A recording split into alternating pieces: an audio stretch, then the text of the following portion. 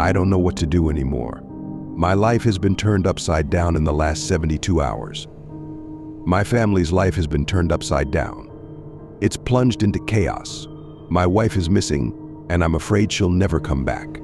Let me start from the beginning. Playing hide and seek is our family pastime. We started doing it for the kids, but they're too young to hide effectively. They always end up in the same place every time, So we reasonably decided that if one of the parents hides, it would be much more interesting.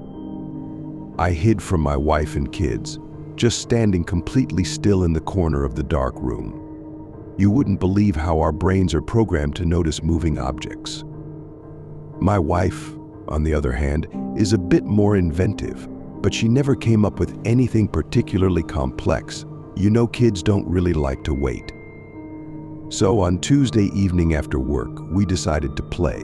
She hid first. I counted to 10. The kids waited in the study on the ground floor.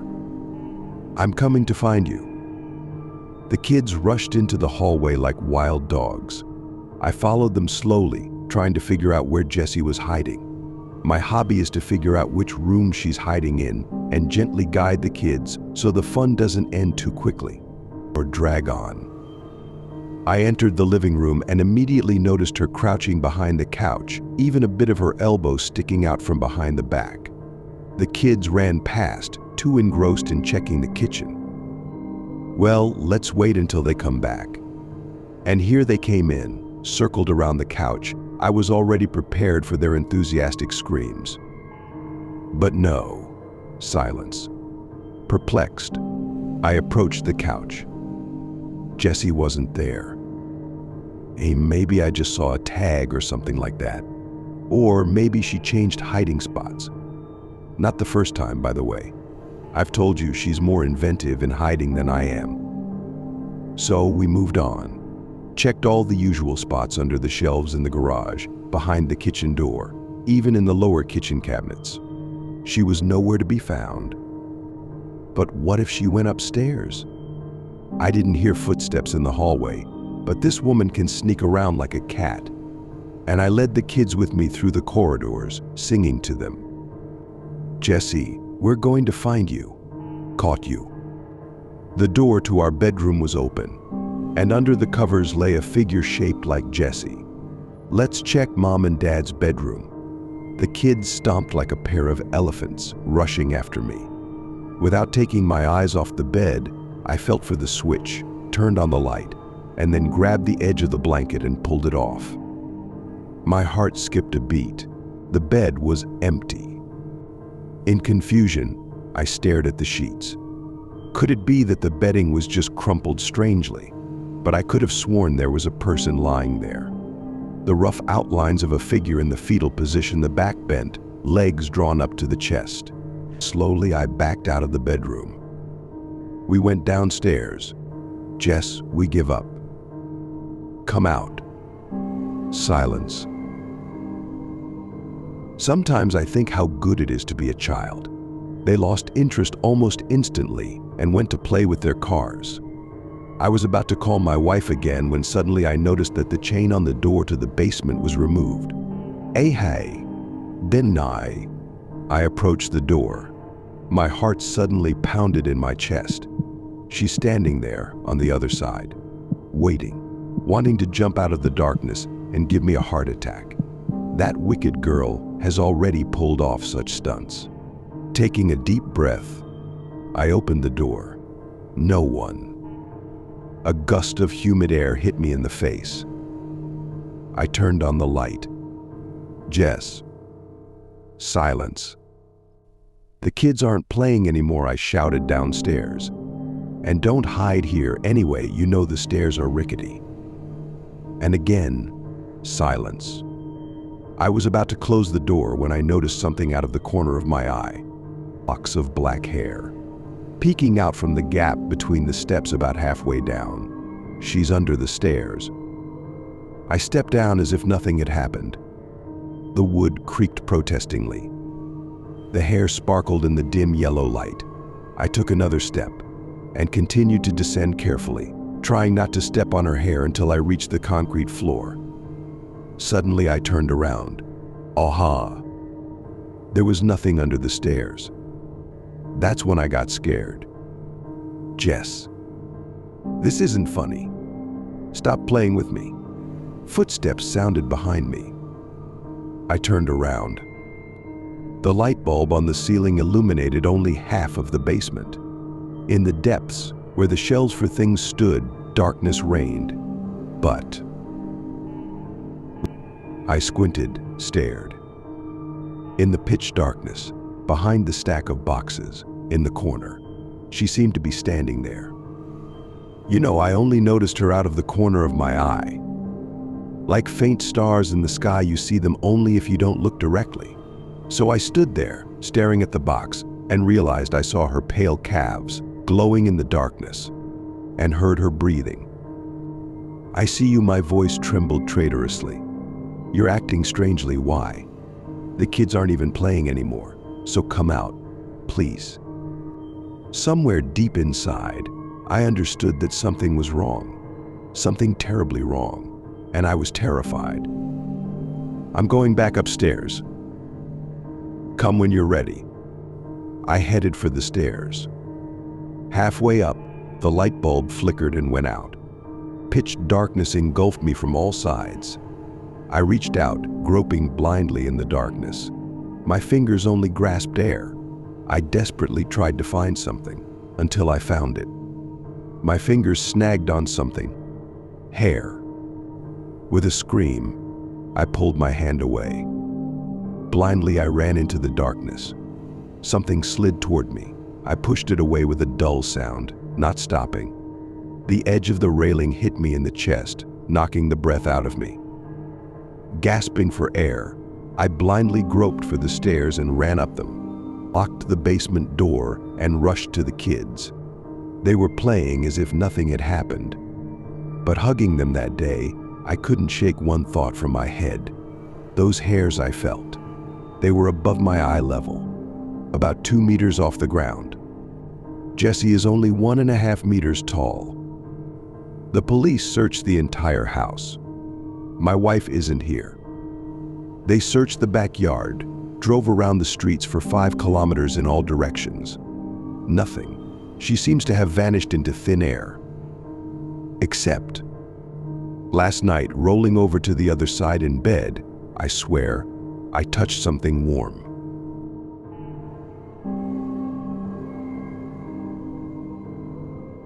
Over time, my life has turned into a damn nightmare. I no longer know what's real and what's not. But one thing I know for sure, Jess, the love of my life, disappeared.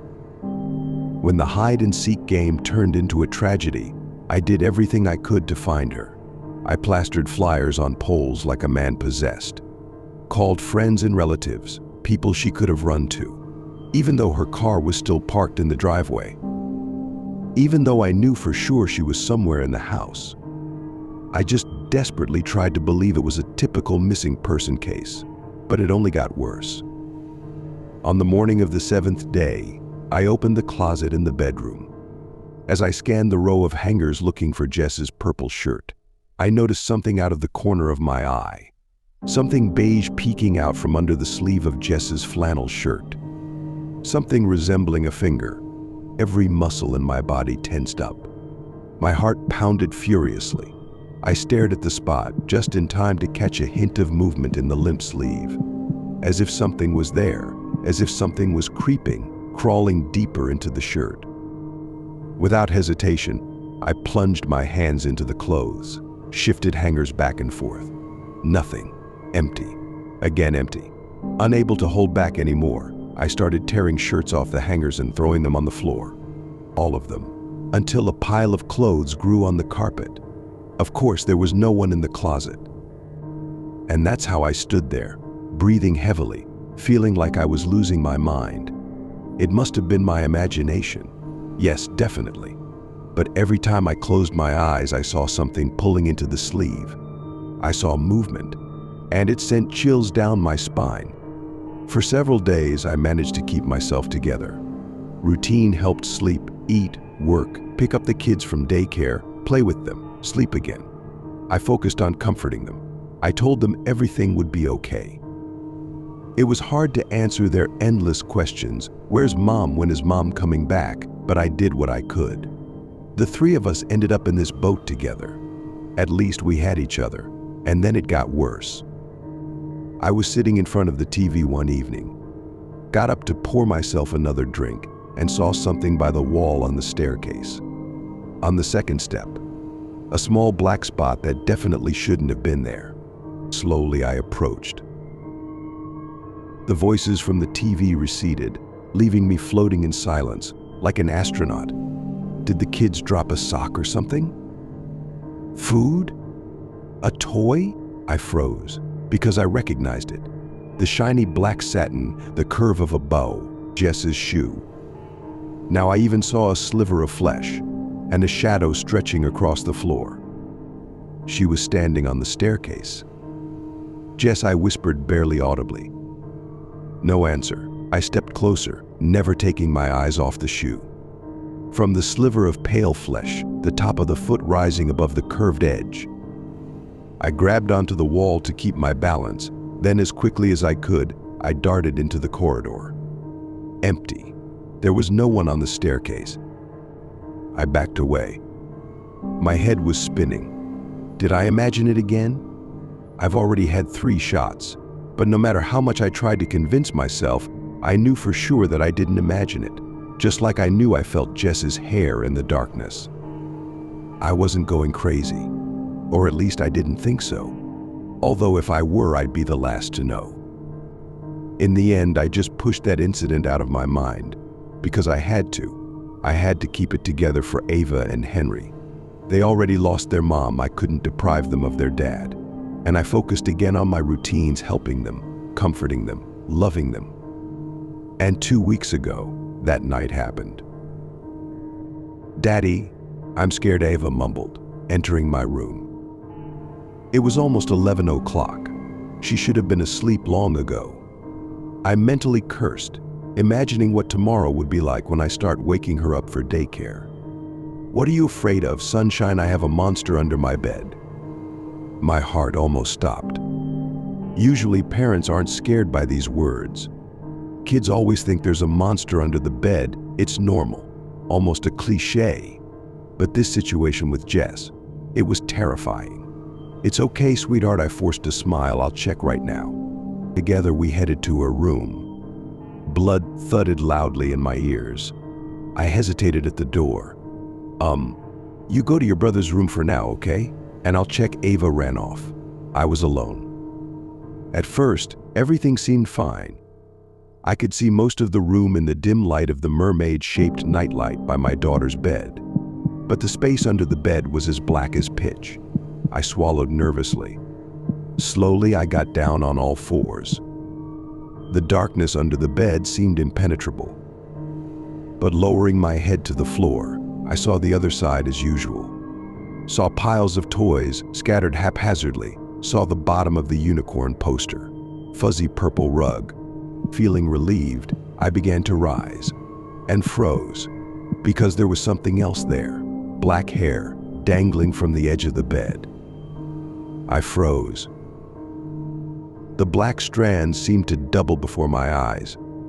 They didn't move, didn't disappear, and I couldn't tear my eyes away from them.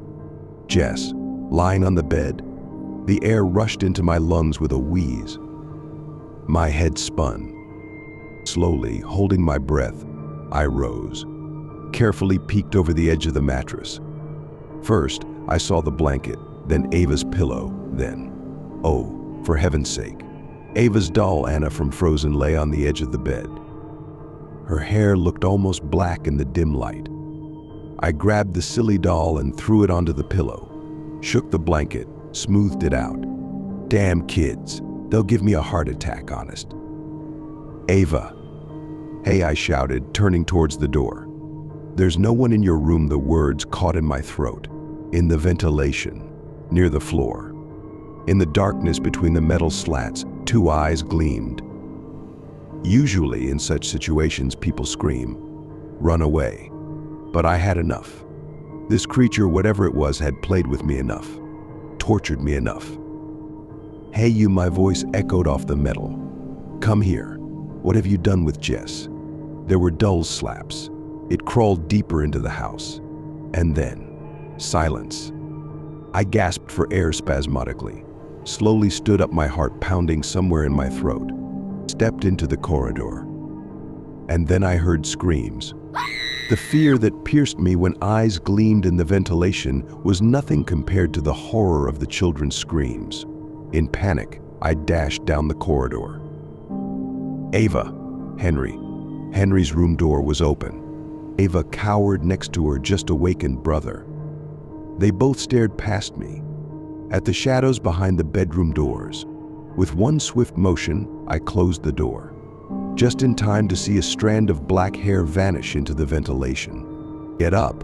We're leaving." I picked up Henry, grabbed Ava's hand, and pulled them towards the stairs. In the walls, the metal ducts echoed with a rhythmic thud. Something was crawling after us. It didn't want us to leave. But we left. Made it to the car. Then drove onto the road, tires squealing. 2 days ago, I put the house up for sale. We won't set foot there again. I don't know who settled in there, but it's not Jess. My wife is no more. I told the real estate agent everything that happened. It seemed unfair to hide it from future owners and condemn them to torment, but she just looked at me like I was crazy. And maybe I am. But now I know the kids saw it too, heard it, felt the presence of whatever was crawling in the depths of our house. So, this is the only way I know to warn you. If you're looking for a home and come across a white house with maroon shutters behind a picket fence in a cozy cul-de-sac, don't buy it.